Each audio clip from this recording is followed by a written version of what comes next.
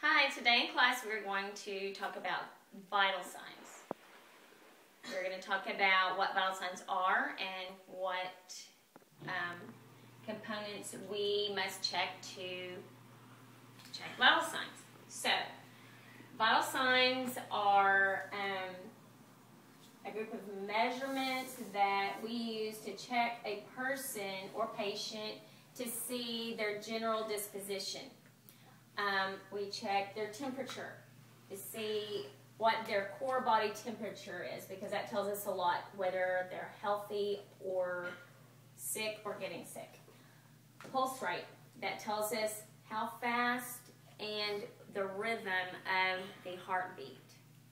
Blood pressure, that tells us a lot about the strength of the heart, or that also tells us about infection going on in a person's body, or how fit or unfit they are. Respirations are the breathing in and out, and we count those breaths in a minute, and they should fall between 15 and 20 breaths per minute. And that measures how well your lungs are functioning and how well your breathing and your oxygen is getting into your blood.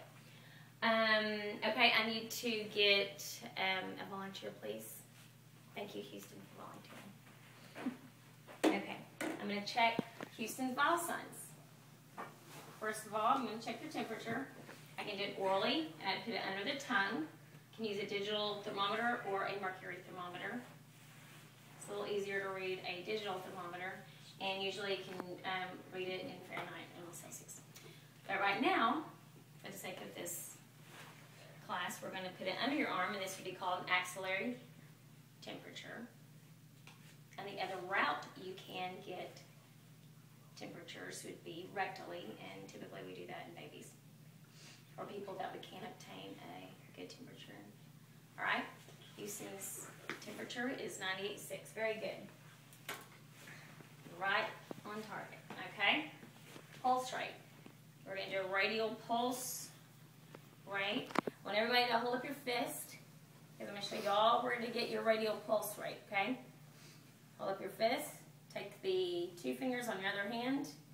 Put it on the inside of your fist and feel that bone right there. Can I just hold it there and be still? Do you feel your heartbeat? That's your pulse rate. If you count how many beats, if you look at your watch and count it for 1 minute, that will tell you what your pulse is, and it should fall between 60 and 100. Okay? So checking Houston's pulse, and while we do that, we also get the respiratory rate, because we're going to count how many times his chest rises and falls in 1 minute. Okay? So I'm going to do this for 15 seconds, and then multiply it times 4.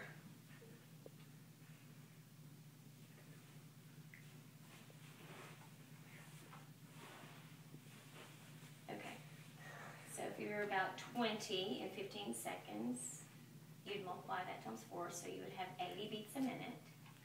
And if you were breathing 3 times in that 15 seconds, so you'd multiply that times 4, so you'd get 12. So you were a little bit below, so you were probably holding your breath. Okay. Next, we're going to do blood pressure. Normal blood pressure is 80 to 120 over 50 over 80. There's something called hypotension and hypertension. Hypo means low blood pressure. Hypertension means high blood pressure, meaning higher than 120 over 80.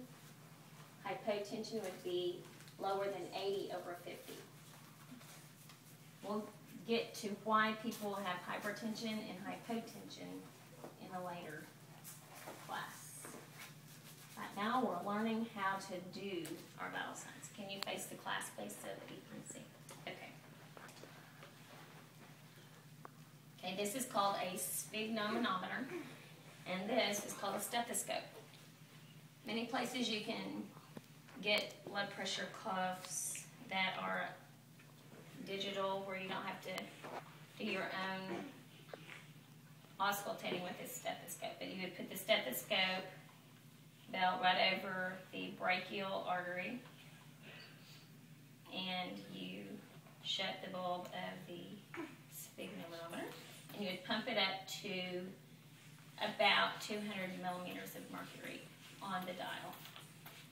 And then slowly release the air and listen for the first bump, and this is listening for corrupt cough sounds.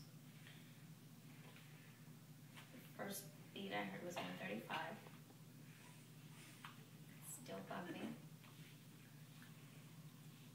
The last beat I heard was 78. So you have 135 over 78. And there's... Houston's been known to have a bit of a high blood pressure. So that's actually normal for Houston.